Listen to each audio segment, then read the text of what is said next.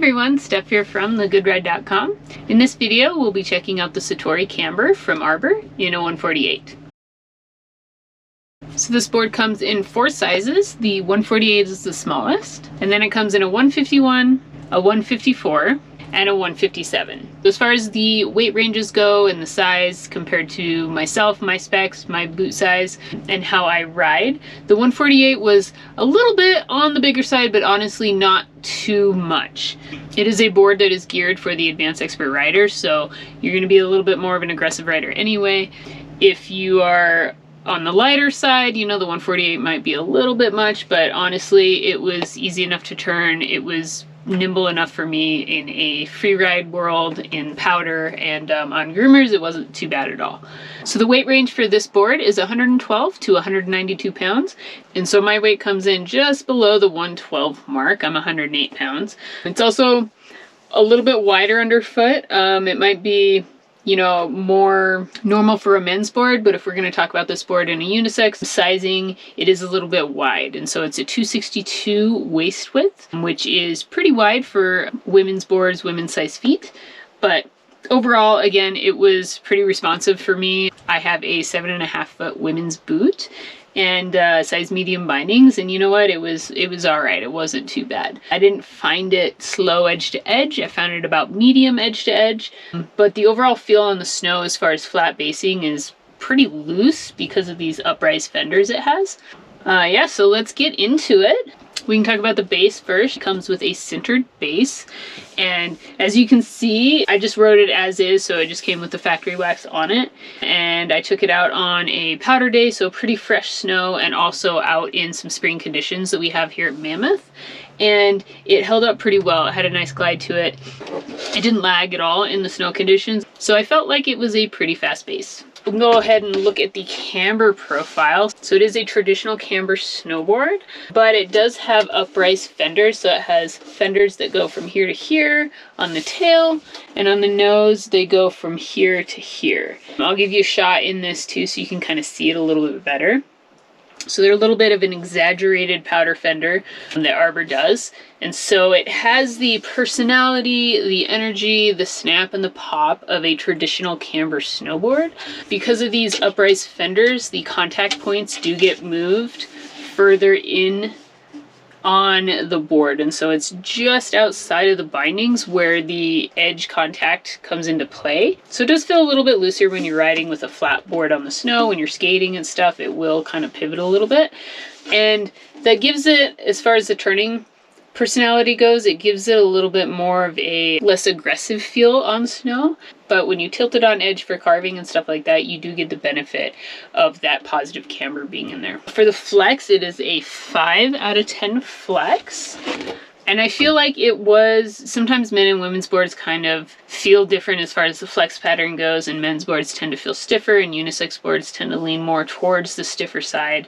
But I didn't feel like it was too stiff. I felt like, yeah, it was like maybe a 6.5 for me out of 10.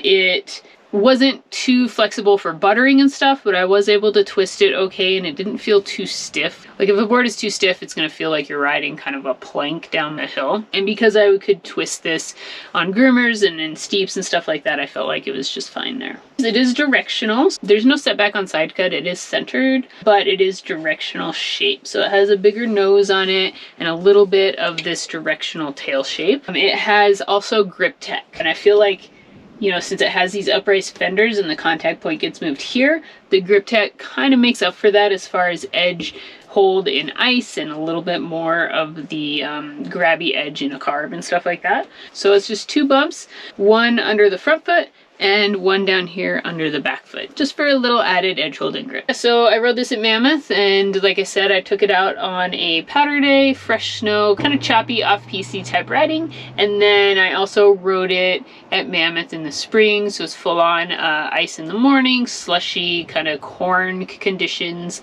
mid-mountain, and then till like that really kind of sloppy slush lower on the mountain. This is where I really kind of enjoyed this board because it is a little bit of a wider board, and And so in these conditions, in the slush conditions and in the powder conditions, I enjoyed this board a lot. There's just really good surface area. The Uprise Fenders and the Directional Shape helped kind of keep it afloat and kind of move it around. So it almost gave it a kind of a surfy type feeling because it is a little bit looser on the snow and it had this good surface area with the Uprise Fenders, and that kind of allowed me to move around in the snow effortlessly. As far as edge hold on icy stuff, you know, I felt like it was about a medium, maybe a 5, 6 out of 10 as far as edge hold on ice goes. You do get the grip tech, but I just feel like the Uprise Fenders, you lose this whole contact zone here when you're on the ice, and so it takes it a little bit longer to get the connection with the snow. But again, this is geared towards advanced expert riders, and so by the time you're there, you should have a pretty good handling on ice. So if we're talking about that ability level on this board,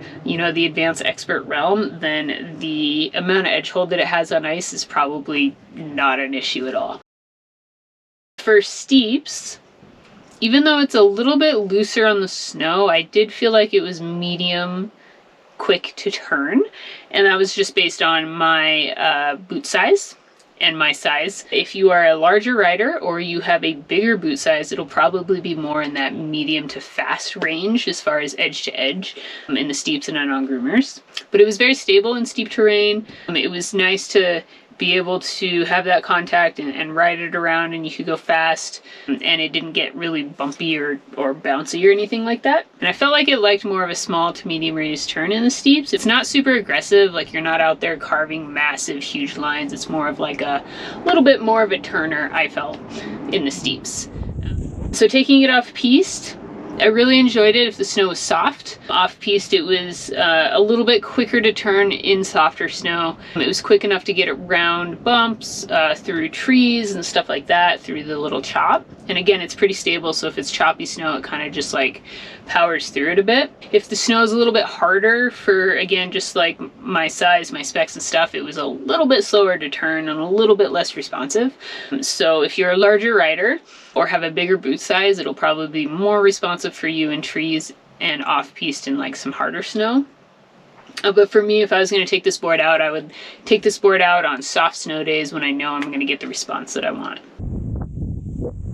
So let's talk about powder. It is a directional board.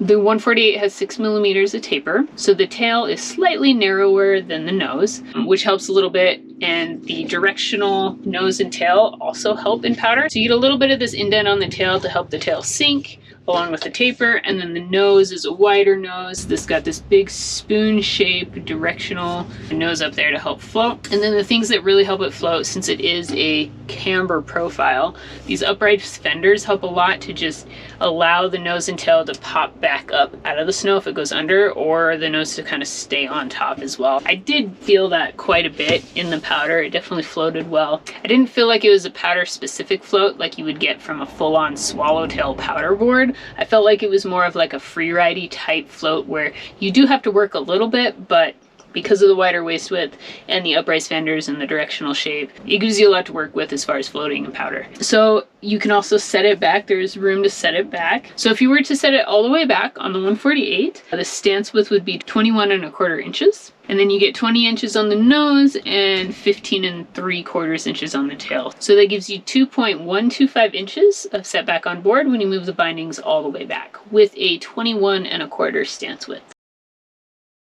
So going to groomers and kind of turning on the Satori. I felt like turning was pretty fun on this board. Again, I felt like it liked a little bit more of a medium radius turn on groomers. You can definitely hold its speed. It's stable enough for higher speed. So if you like to bomb pretty fast but still turn a little bit, this is a good board for that. Feels slightly playful in turns, like a little bit more of a, because it's not super locked in because of these Uprise Fenders and stuff, so it's like a little bit playful, but you get that energy and snap out of turns with the positive camber that it comes with. As far as carving goes with a higher edge angle in the snow, I feel like I had to tilt it a bit more to engage the side cut in a carve. Again, I think because of these Uprise Fenders, I was expecting it to be sooner because it feels like a camber board underfoot, but you know, you have to wait until you get about here, then the edge engages, and then you're ready to go. So It took me a little bit to learn the specific timing of the carve and how far I could actually tilt the board, but it was a lot of fun to carve. And like I said, with the energy that it has from that positive camber, it had nice snap out of the turn. And what I liked about it is that it has that medium flex, and so I was able to actually bend the board in the carve, and it didn't take a ton of effort, so I could get that energy back from it without working too hard.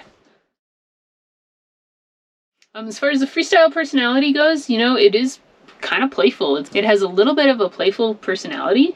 I was taking it off of little rollers and kind of snapping ollies off the rollers, and it has a great amount of energy and pop out of ollies and off of like natural lips and features and stuff like that.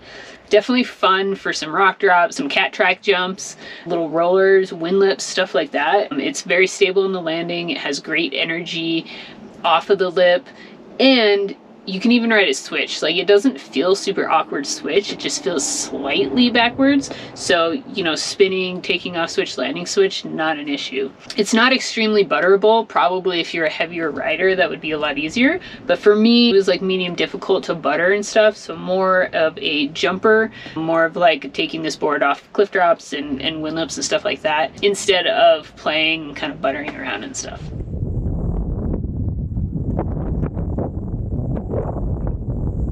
So overall, who is the Satori Camber for?